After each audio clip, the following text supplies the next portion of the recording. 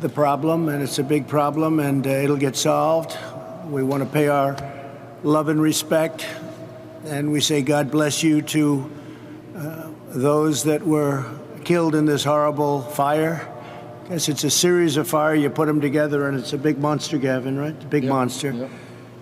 But we are showing and give unwavering support for the people of California, and I have to say for the state of Washington and Oregon, who we're very much in touch with, also declaring your declarations. We have declarations for all three. Governor of California called me up, and we immediately signed the declaration. I think a lot of people would take a lot longer, but we wanted it fast. And I want to thank all of the FEMA people for doing such a great job. We really appreciate it. They've been fantastic. They've been fantastic. And thank you to Gavin Newsom, Acting Secretary of Homeland Security Chad Wolf, FEMA Administrator Pete Gaynor, and all of the people, state, local leaders. They join us today, and we're having a separate news conference a little bit later on some other subjects.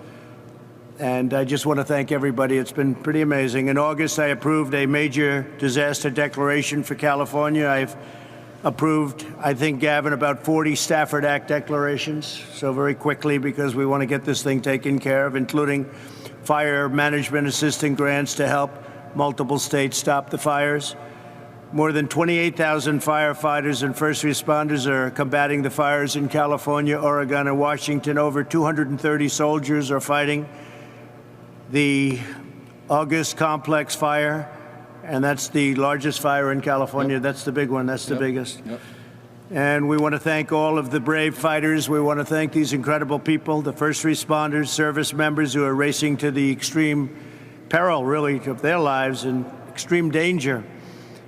Soon after the event, I'll present the Distinguished Flying Cross to 7 military heroes who recently braved raging fire and suffocating smoke to save lives. So we have 7 people that were recommended very strongly by your representatives, and we're going to give them a very nice medal, a very important medal, for a U.S. medal that's very powerful, very important. Yep. So I know you like that. Together we'll keep the people safe. I want to thank the governor for the job he's done. We've had great coordination, great relationship. I know we come from different sides of the planet, but we actually have a very good relationship. Good man. And Governor, would you like to say something, please? No. Well, it's great to have you back here in the state, Mr. President. Thank you for being here, in particular with 2 of the Coast Guard aircrafts that we're now bringing into the California family that are being retrofitted, these C-130s. Just an example, another example of the partnership between the federal government and the state of California. That partnership, of course, extended with the incredible collaborative spirit of FEMA. Pete has done an amazing job. He's known by first name as Pete out here in the state of California. Bob Fenton, his regional director. We're joined by Tom Porter, the chief of CAL FIRE, head of natural resources, Wade Crowfoot. Pleased to have the Fresno County mayor here, Mayor Mims, and of course, supervisor from up north in Siskiyou was kind enough to come all the way down. We've got fires from Siskiyou County, right up there at the border of Oregon, all the way down to the Mexican border. About a month ago, literally to the day, we began to have a series of 14,000 lightning strikes over a 3-day period. 1,100 fires have sparked in the last month. 2.8 million acres just in the last 30 days have burned. Unprecedented in California history. 3.2 million over the course of this calendar year. There's over 16,500 firefighters currently out in the lines. And I'm very pleased and I'm very grateful, Mr. President, that you're recognizing some of the other heroes, those National Guardmen and women that did an extraordinary job saving the lives of hundreds and hundreds of people stranded with some of these most intense fires. You mentioned the August complex, 789,000 acres, the largest in California history. We have a series of forest fires, but also brush fires and grass fires that we're tackling. We've made great progress in the last few weeks, though tragically we've lost 24 lives so far to these battles. 4,200 plus structures have been lost and 44,000 people have evacuated. I want to thank you and acknowledge the work that you've done to be immediate in terms of your response to our FMAG request 14. We were just talking, Mark Gilladucci is the head of the Office of Emergency Service. This may be a record that the state's received in the FMAG support as well as the major disaster declaration, which you referenced on August 22nd, which was profoundly significant, not only to help us support our mutual aid system, but also individuals that are in desperate need of support. We can agree to disagree, and I appreciate your frame on the politics of this, but let me just acknowledge two things briefly, and I'll turn it back to you. There's no question when you look past this decade and looking past almost 1,000+ years that we have not done justice on our forest management. I don't think anyone disputes that. I want to acknowledge we have our U.S. Forest Representative here. The state of California, your administration just entered into a first-type commitment over the next 20 years to double our vegetation management and forest management. Right. I want to thank you for supporting that effort, funding that effort. We acknowledge our role and responsibility to do more in that space, but one thing is fundamental. 57% of the land in this state is federal forest land. 3% is California. So we really do need that support. We need that emphasis of engagement, and we are fully committed to working with you to advance that cause. And final point, I'd be negligent, and this is not, and we've known each other too long, and as you suggest, the working relationship I value. We obviously feel very strongly that the hots are getting hotter, the dries are getting drier. When we're having heat domes, the likes of which we've never seen in our history, the hottest August ever in the history of the state, the ferocity of these fires, the drought, 5+ years, losing 163 million trees to that drought, something's happened to the plumbing of the world. And we come from a perspective, humbly, where we submit the science is, in and observed evidence is self-evident, that climate change is real, and that is exacerbating this. And so I think there's an area of at least commonality on vegetation, forest management, but please respect, and I know you do, the difference of opinion out here as it relates to this fundamental issue on the issue of climate change. Absolutely. Appreciate that. Chad, please. Well, thank you, Mr. President, for coming to Sacramento today and, again, taking that decisive action that we heard the governor talk about and really pulling the full resources of the federal government here to California as well as to other areas out here in the West. Let me just reiterate the great partnership that we have between FEMA, the U.S. Forest Service, CAL FIRE, OES, the governor's office. It's really the partnership, it's really a model that we have out here in California that we think is just fantastic. It's getting a lot of support locally here very quickly. So I just wanted to reiterate that and say thank you to our partners for what you do every day. Let me just say they also do a great job on mutual aid. So they pull in a number of fire resources from outside of the state, as well as country, for that matter. We were talking earlier about some international partners that they have here. We're happy to support that as well. And then let me just say thanks, as you did, Mr. President, to the brave firefighters and all the first responders that are responding every day to the fires that we see here. Those are the heroes of the day, and we're just happy to be part of that process, happy to support them with the resources through your office, Mr. President, and just really, again, look forward to the partnership we have here and continuing to push that along. Well, they're doing a great job, and they really have over the years. It's a tough battle, but they've never let us down. No. Incredible what they're able to do, and the risk and the danger. Pete Gaynor, please, FEMA. Sir, you're going to hear this constantly about the partnership.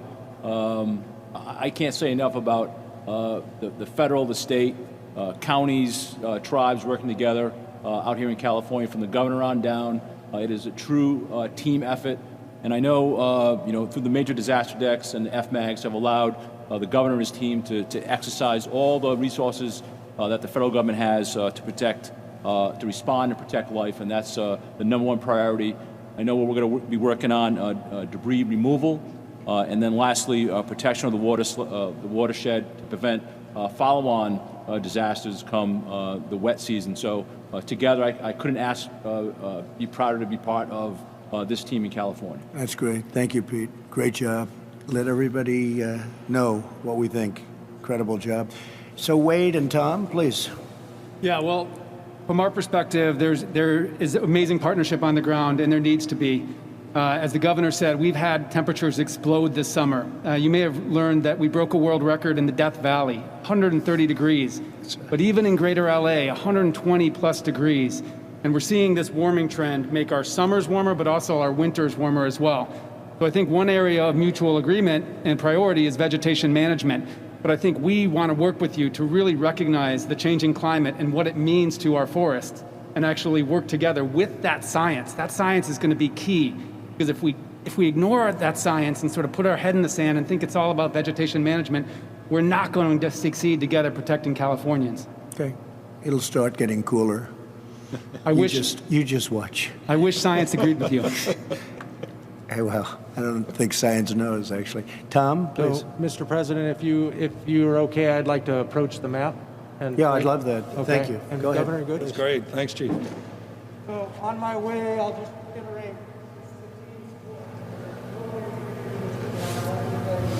That enters into as has been already identified. But I wanted to approach the map because what this displays very simply is all of the green is federal lands, Forest Service, BIA, BLM, all of the agencies included, Fish and Wildlife Service. The yellow is all private land. And then that 3%, you can't really see, it's scattered out here, that's the state lands. But what we have showing here is the ownership and then the fires that we're currently fighting. All the way from down near the Mexican border, within 8 miles of the Mexican border, all the way into Oregon. So we've got 1,000 miles spread between these fires. We have about, in order to put line around these fires with all the partnership we're talking about, we have to cut line, scrape line in the ground from here to Chicago. So it's a lot of dirt we have to move. But And why is that? Why are you doing that? you have to put a line between the green and the black in order to put a fire out. Really? We do.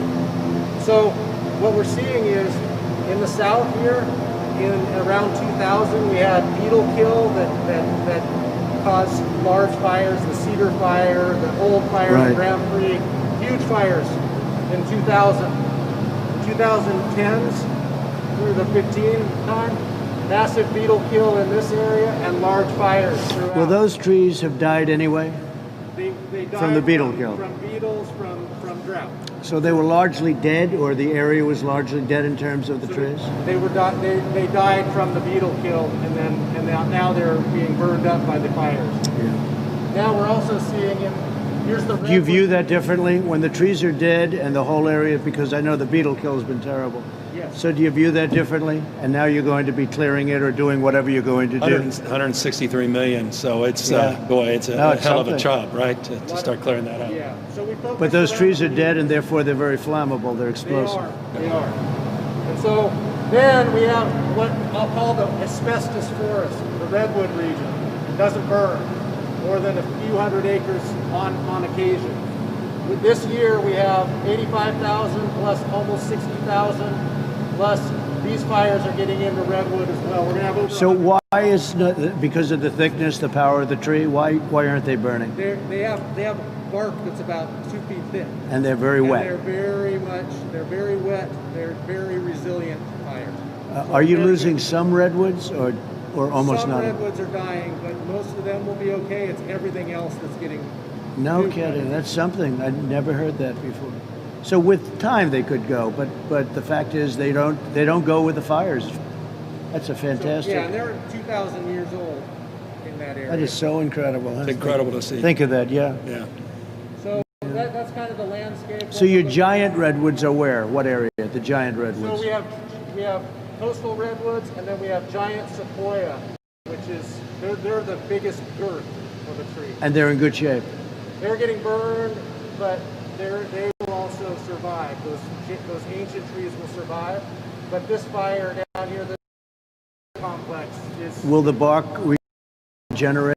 The bark will continue to accumulate on the outside, and then the tree will continue to survive. Do you see a big difference? Yes. You see, will that change with time, where you don't see it, or will you always know there was a fire there? We'll always know there was a fire. You'll always know. 'Cause On the redwoods. They get scars. Yeah. Over time. That's how we can tell. Well, how that old in they are. itself is a shame when you think, right? Oh, boy. That in itself is a shame. So that's an incredible story. Thank you very much. Appreciate it. Mark, would you like to say something? Well, Mr. President, first of all, thanks for being here.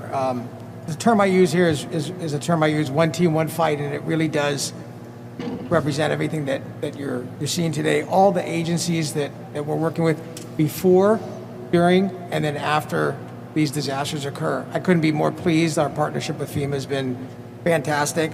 Right now, as you mentioned, you've provided a major disaster for 11 counties within the state, different categories, and many of the people who have lost things have already started to register with FEMA, and that's been really a beneficial support to us. Right. So we appreciate that.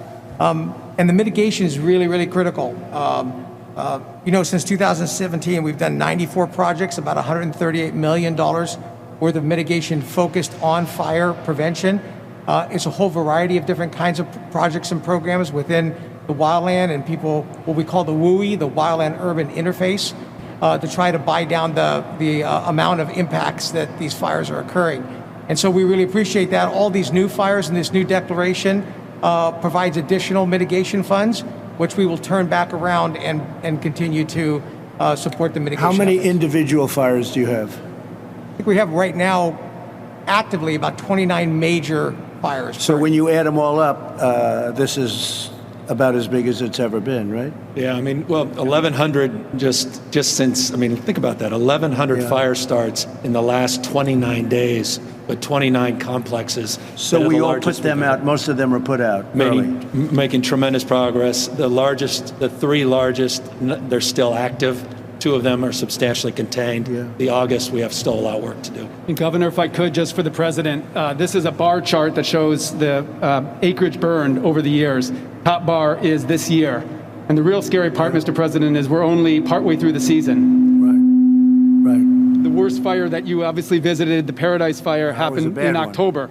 So we're still, staring down the barrel of worse fires potentially this year. We were there together. Let me ask you in Paradise. So did they have, it was like a blowtorch, right? Because the winds are 85 miles an hour. Nobody's ever seen anything like that. So that was different. Has there ever been anything like that in terms of the power and the heat? No. Well, I'll tell you this, sir. The Creek Fire that the sheriff evacuated folks from is generating some of the worst heat in Fresno and Madera counties that's ever been experienced, creating its own weather cloud that almost looked like a mushroom cloud. I see. So that creates the heat also. That's incredible. Would you like to say something, please? Yes, sir. First of all, thank you, Mr. President, for coming and visiting California. And on behalf of Fresno County, who I'm speaking for today, I want to thank you for your visit. Beginning on September 4th, our Creek Fire started. It impacted not only the residents, but utility infrastructure that services California. That's right. Yes. That's right. That's a big problem, isn't it, huh? How is that going? Progress. We got the largest utility in the United States, PG&E, out of bankruptcy in record time with firm commitments to make sure we never walk back down that path. Good. That's a lot of utilities that are burning up, though. Yeah. Go ahead. So our fire right now is over 200,000 acres, and it's really more than any single local government can take care of. And so we are asking for assistance. And we've already made some progress today by getting a hold of FEMA, and I made a request from Pete to have a representative right in our command post, and we're making that happen. So that's going to be very valuable for us. Not only has it impacted our woodland, but the families that have lived there for generations in that area. The Big Creek hydroelectric power generating system that served California for over 100 years is destroyed, as well as the people that live there in their homes that operate that system. One major concern in the future is erosion, slope stability, ash runoff, and possible mudslides as a result. So what's going to take the place of that generator? What are you going to do? We have to actually restart it. It's Southern California Edison. So you'll be able to fix it and restart it? Yeah. Yes. Yeah. Clear the process. It's a big damage? Big. Well, it was a hydroelectric plant that wasn't directly damaged, but there was damage leading up to the facility. I see. And so we'll mitigate all that now. I love hydroelectric. I think it's great. You must like that. I love the hydroelectric. Go ahead, please. So far we've had over 300 structures that have burned, but we could have had many more, and I need to commend the efforts that CAL FIRE gave to us, not only with pre-work by doing some tree mortality mitigation. Right. But during that fire, they were able to cut some breaks that allowed us, law enforcement, to evacuate over 20,000 people from these areas. And so they just did a great job, and I am glad to report that in Fresno County, we've had no loss of life. Right. I will say that in Fresno County, we understand that we need a strong partnership with our federal government, and we are ready, willing, and able to be your partner on this. We support. And your state government. And of right? course. That's going good, right? Of course.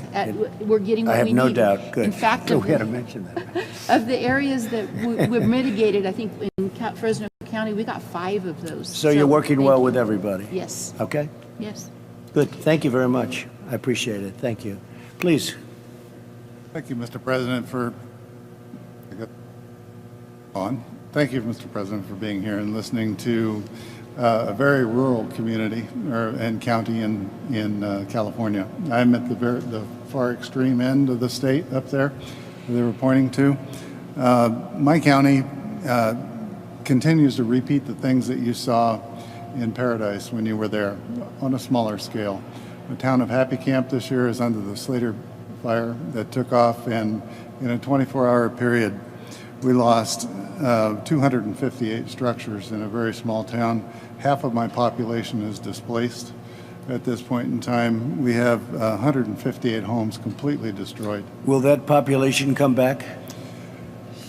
Sir, that's a tough question because these are very poor people anyway, and they're living through the downturn of the timber economy at this point, and there's very low employment in this area.